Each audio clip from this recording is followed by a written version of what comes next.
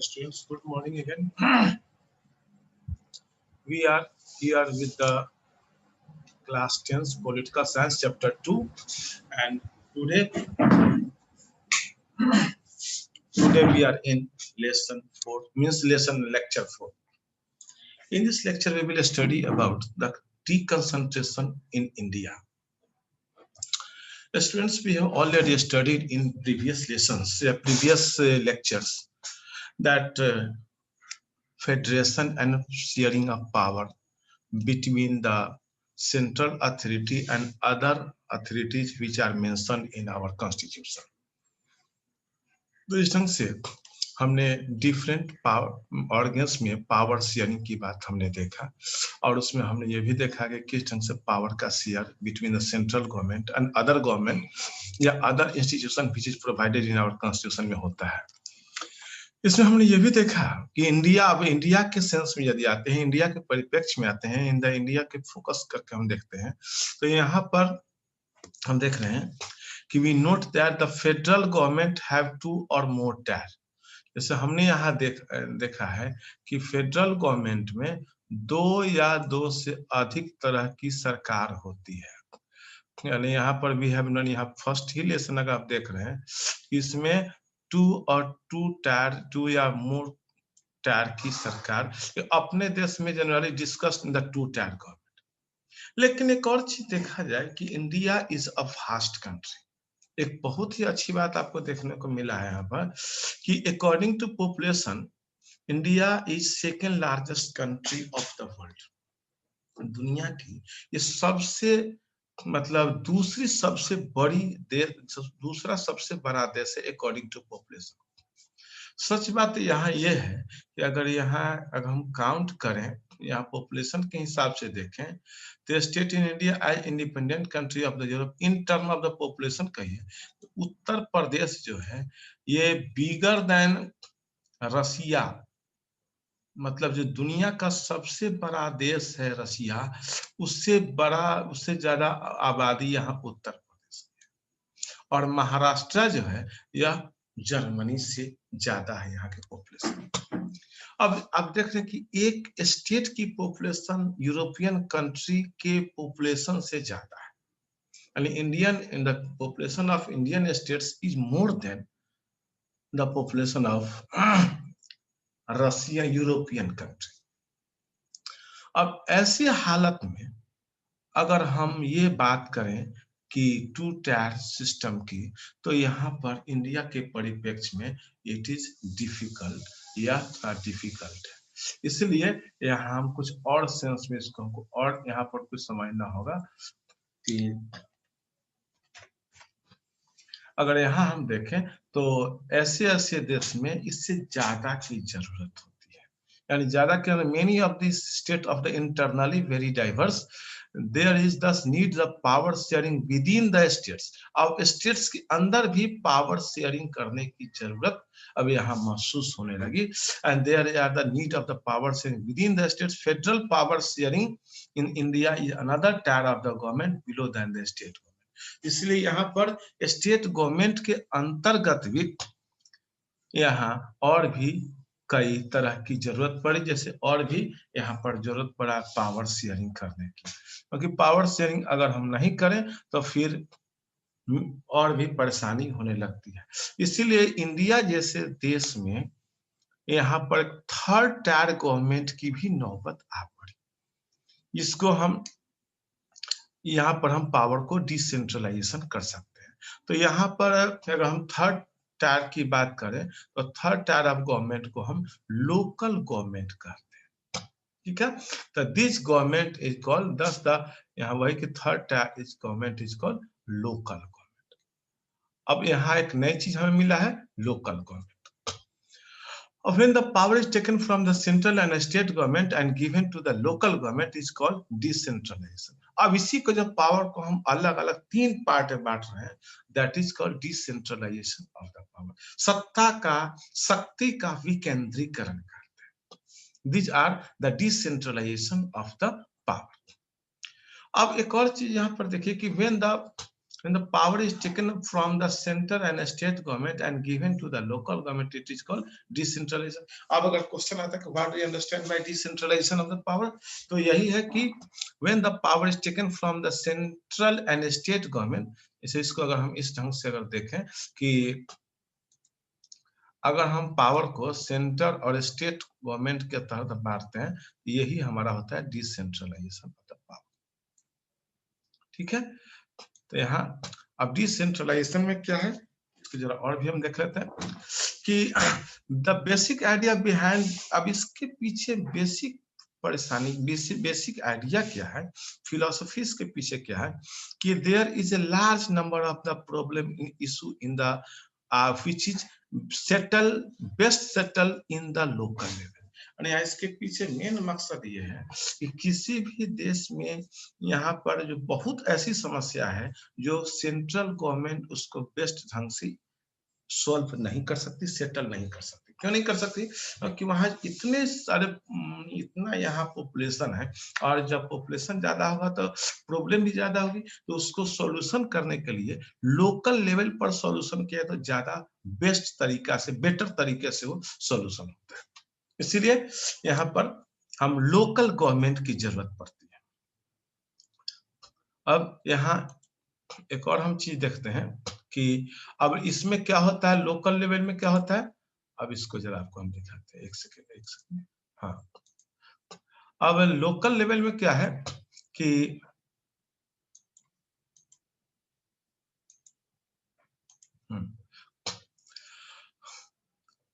Already we have better idea, जो कि local problem जो होती है इसकी सेटलमेंट की जानकारी, बेटर जानकारी वहां के लोकल लोगों के बीच ही होती है। लोकल लोग ही तय करते हैं कि इस समस्या का बेटर सॉल्यूशन क्या होगा। ठीक है, तो इसीलिए उनको ज्यादा इस चीज की नॉलेज होता है। Of the need of the decentralization was recognized our constitution. Since then, there has been several attempts to decentralize of the power to the level of village and town. तो पंचायती village and the municipalities, यदि हम यहाँ बात करें कि पंचायती village and municipality in urban area are set up in the best sense. तो यहाँ पर इसमें देख रहे हैं कि पंचायती राज जो है, या इसको हम थर्ड स्टेट राज कहते हैं, इसमें दो हम ये करते हैं, एक होता है आपका पंचायती राज और दूसरा होता है माने अर्बन एरिया के लिए पंचायती राज, और सॉरी अर्बन एरिया के लिए म्युनिसिपल कॉर्पोरेशन या म्युनिसिपलिटीज, और लोकल एरिया के लिए पंचायती राज। ये दो हमारा ऐसा है जिसमें हम इसका पावर का डिसेंट्रलाइज करते हैं। अब यहाँ एक और चीज है कि the major step towards the decentralization was taken in 1992। इसके बारे में 1992 में ये किया गया, और third tier of the government के लिए हमारे कॉन्स्टिट्यूशन में अमेंडमेंट किया, संशोधन किया गया, और उसमें थर्ड टायर ऑफ गवर्नमेंट की बात की गई। अब third tier of the government में इट इज क्या क्या किया गया है, जिसको इफेक्टिव बनाने के लिए क्या किया गया उसको जरा हम देख ले एक बार। तो पहला चीज ये है थर्ड टायर ऑफ गवर्नमेंट में कि now it is constitutionally mandatory to hold the regular election to the local bodies।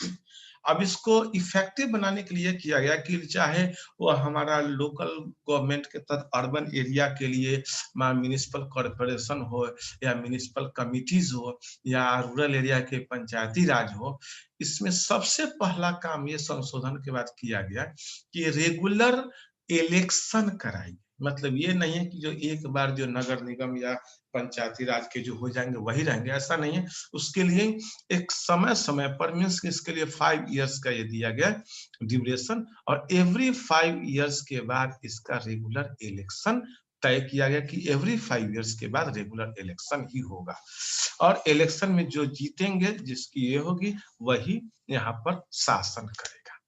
यानी वहां शासन करेगा कहने का मतलब कि उस वहां का पावर सॉल्यूशन, मतलब पावर का डिसेंट्रलाइजेशन उनके हाथ में होगा, और उसी के हिसाब से वहां का। सेकंड ये किया गया कि सीट्स, इसको और इफेक्टिव बनाने के लिए सीट्स जो थे are reserve for the elected body and executive head of the institution for the scheduled caste, scheduled tribes and other backward caste. जो सीट्स जो थे उसमें जनरल बॉडी, इलेक्टेड बॉडी का उसमें भी क्या कहते हैं कि अकॉर्डिंग टू कॉन्स्टिट्यूशन उसमें रिजर्व भी किया गया, और वो भी रिजर्व हर कैटेगरी के लिए, जैसे scheduled caste, scheduled tribes, other backward, यहाँ तक कि आपको बता दें कि वुमेन्स के लिए भी about 1/3 of the all positions are reserve for the schedule caste में भी, शेड्यूल ट्राइब्स में भी, अदर बैकवर्ड कास्ट में भी, या जो अनरिजर्व होता है उसमें भी 1/3 जो था हर कैटेगरी में वुमेन्स के लिए रिजर्व कर दिया गया कि समाज में वुमेन्स की भी अपनी भागीदारी हो, जैसा यह दिया है कि at least 1/3 of the all position are reserve for the womens. इसका an independent institution called the State Election Commission had been created to each and conduct Panchayati and municipal election।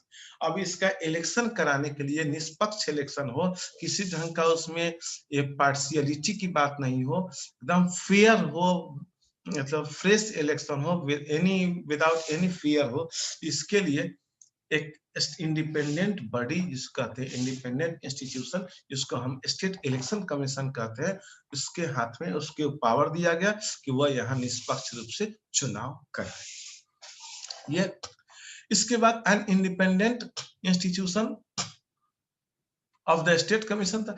State government are required, अब एक और चीज यहाँ देखिए कि state government are required to share the same power and revenue with the local government. The nature of the sharing varies from the state to state। अब यहाँ state government को एक बता दिया गया कि state government required to share. अब state government के लिए जरूरी था कि वह अपने पावर से उसको भी शेयर करे, अपने पावर से उसको भी उतना पावर दे ताकि वो वहाँ का एडमिनिस्ट्रेशन बेटर ढंग से कर सके।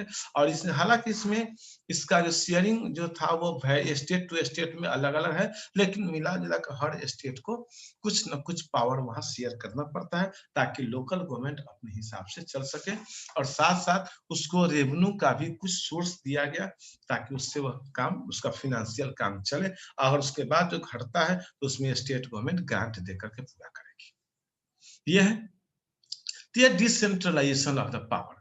अब यहाँ पर एक दो चीज और देखने को मिला है कि rural government is the popularly known as the name of Panchayati Raj. तो इस रूरल गवर्नमेंट, रूरल एरिया में जो लोकल गवर्नमेंट होगा उसको पंचायती राज कहते हैं। और पंचायत में ईच विलेज और the group of village of the some states are Gram panchayat.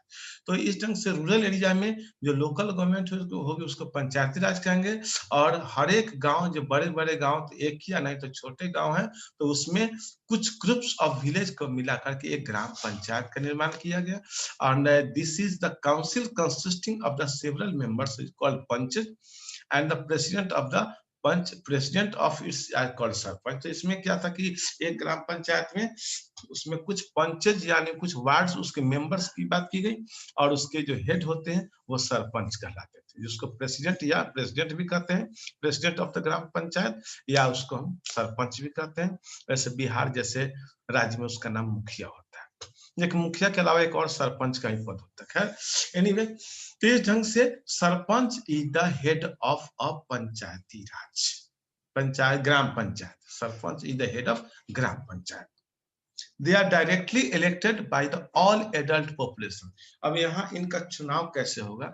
इसमें जो सरपंच होते हैं, head of the Gram panchayat, is elected by the all member of this panchayat which is adult populated, जो यूनिवर्सल एडल्ट फ्रेंचाइजी कहता है, जो 18 साल या उससे ऊपर के होते हैं, उनको इस ढंग की अधिकार मिलते, उनको वोटिंग राइट होती है, और वो पूरे पंचायत के लोग मिल करके सरपंच का या हेड ऑफ द इंस्टीट्यूशन होते हैं उनका चुनाव करते हैं। और इस ढंग से it is the decision making body of the entire village. ये जो होते हैं पूरे इंटायर विलेज का डिसीजन मेकिंग बॉडी होते हैं।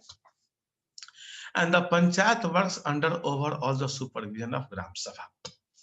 और इसके बाद अब पंचायत की काम कैसे होता था, इसको जानने के लिए थोड़ा और हम इसको डिटेल जान लें। इसमें जो ग्राम सभा होती है, पहले क्या होता है कि पंचायत में सभा बुलाई जाती है जिसमें all members of the, all adult member of the Gram Panchayat are invited in this meeting, and this is called Gram Sabha. तो ग्राम सभा में हर एक लोग वहां उपस्थित होते हैं और हर एक अपने अपने विलेज की समस्या को वहां रखते हैं और उसको किस ढंग से उसका सॉल्यूशन किया जाए इसका निदान भी वहां पर रखते हैं। तो इस ढंग से उसका एक सबसे पहले ग्राम सभा होता है और ग्राम सभा में सारे चीजों का लिस्ट किया था। It has meet to the at least twice and thrice in a year, ये जो साल में लगभग 2 या 3 बार इसकी मीटिंग होती है और उसमें सारे लोग वहां पर उपस्थित होते हैं, अपने अपने एरिया का, अपने अपने गांव के, अपने विलेज की समस्या वहां बताते हैं और उसका बेटर सॉल्यूशन भी सुझाते हैं और इस ढंग से इस सबका अप्रूवल करके इसका लिस्ट बना करके और एनुअल बजट के हिसाब से ग्राम पंचायत इसका काम निदान करती है। यह है हमारा लोकल ग्राम पंचायत की स्थिति। अब हम जरा देखें कि local government structure goes right up to the district level. अब ये जो है ये लोकल गवर्नमेंट स्ट्रक्चर जो है ग्राम पंचायत की जो ये जो स्टेट ये जो परिभाषा या इस ढंग का जो स्ट्रक्चर है यह गांव तक ही नहीं बल्कि जिला तक भी ऐसे ही चलती है। A few gram panchayat are grouped together and what is called the panchayat समिति। अब कई ग्राम पंचायत को मिला करके एक पंचायत समिति होता है जिसको ब्लॉक समिति भी कहते हैं और कई ब्लॉक समिति मिला करके एक डिस्ट्रिक्ट लेवल का ही बनता है। तो इस ढंग से ये सब होता है। By panchayat member in this area all panchayat samiti और the mandal in a district together the constitute of zila district parishad, उसको जिला परिषद भी कहते हैं, डिस्ट्रिक्ट परिषद भी कहते हैं या डिस्ट्रिक्ट काउंसिल कहते हैं।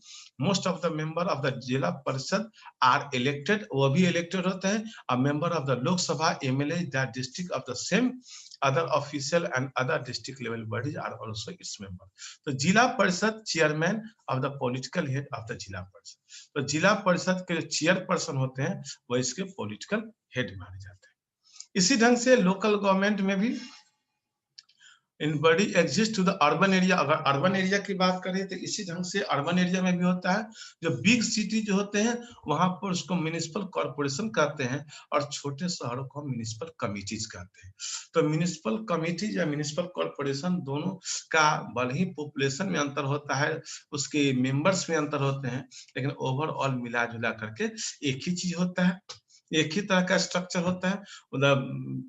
The big town या big city also divided into several members, several areas, जिसको हम कहते हैं वार्ड, सेवरल वार्ड्स कहते हैं और हर एक वार्ड से जो एक एक आदमी इलेक्टेड होकर के आते हैं उसको हम वार्ड काउंसलर या उसको हम क्या कहते हैं, उसको म्युनिसिपल मेंबर कहते हैं। म्युनिसिपल मतलब म्युनिसिपल कॉर्पोरेशन का वार्ड मेंबर कहते हैं और सारे वार्ड मेंबर को मिला करके एक उसका चेयरपर्सन होता है। तो इसमें से municipal chairperson of the political head of the municipalities. इस ढंग से हम देख रहे हैं कि और इसका जो म्युनिसिपल कॉर्पोरेशन का एक ऑफिसर होते हैं जिसको एक्सिक्यूटिव हेड कहते हैं वो मेयर होता है। तो इस ढंग से हम देख रहे हैं कि यहाँ लोकल माने पूरी तरह से डेमोक्रेटिक सिस्टम पर हमारा थर्ड टायर भी डिपेंड है और यहाँ भी हम ये कर सकते हैं। तो ये एक दो चीज और जानना है कि इस ढंग से हम पावर का शेयरिंग जो 2 एंड मोर पार्ट में करते हैं तो ये हमारे देश के लिए पावर शेयरिंग या डिसेंट्रलाइजेशन से समस्या किसी भी समस्या का बेटर सॉल्यूशन होता है। तो this is new system of the local government of the largest experiment in the democracy conduct anywhere of the world. There are now about 36 lakhs elected representative in the panchayat. अब यहाँ एक और चीज देखने को मिल रहा है, यहाँ पंचायत की संख्या जो हम देख रहे हैं तो लगभग यहाँ कि इंडिया में about 36 lakhs elected representative and panchayat and municipal committee all over the country. अब पूरे देश में जो देख रहे हैं कि लगभग 36 लाख इलेक्टेड रिप्रेजेंटेटिव है, चाहे वो पंचायती राज के हो चाहे हमारे म्युनिसिपल कमिटीज के हो पूरे देश में। एक तो ये देखिए कि it is the number of bigger than the population of many country. इतने तो बहुत देश के पॉपुलेशन भी नहीं होता है जितना यहाँ का मेंबर्स होते हैं यानी इलेक्टेड मेंबर होते हैं। तो constitutional status for the local government has helped to depend upon the democracy and in our country it is also increased the women's representation। इसमें एक और चीज देखें कि women's representation भी 1/3 है जो कि एक देश के वुमेन्स के अपलिफ्टमेंट के लिए इम्पावर्ड करने के लिए बहुत ही अच्छी बात है। इस ढंग से हम देख रहे हैं कि लोकल गवर्नमेंट क्या एक बहुत बड़ा ये योगदान होता है। और now we have the given adequate resources, we are then still a long form of the realizing of this idea of the self government.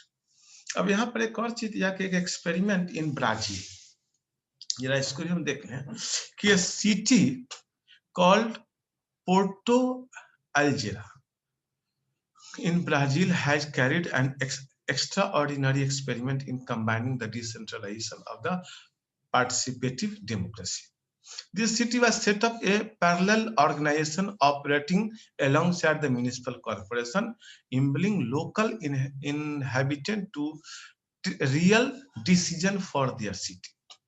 अब इसमें क्या किया गया कि वहां पर म्युनिसिपल पावर को डिसेंट्रलाइज करने के लिए एक एक्स्ट्रा ऑर्डिनरी एक्सपेरिमेंट किया गया।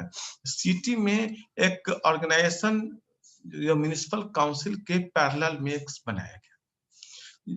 अब इसमें क्या था कि nearly 13 lakh people in this city to get participate to making the budget for this own city, और उसमें लगभग 13 लाख लोग उसमें बजट में पार्टिसिपेट करने के लिए।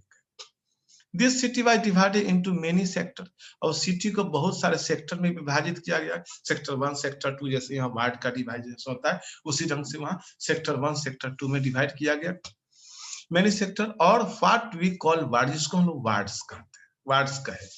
ईच सेक्टर हैज अब मीटिंग, हर एक सेक्टर में एक मीटिंग होती है, लाइक दैट द ग्राम सभा, जैसे कि हर एक जैसे एक पंचायत में जितने वार्ड होते हैं हर एक वार्ड में ग्राम सभा होती है, तो उसी ढंग से यहाँ हर एक सेक्टर में जो एक वार्ड कहलाए और वहां जो मीटिंग होती है उसको ग्राम सभा की तरफ वहां भी होती है।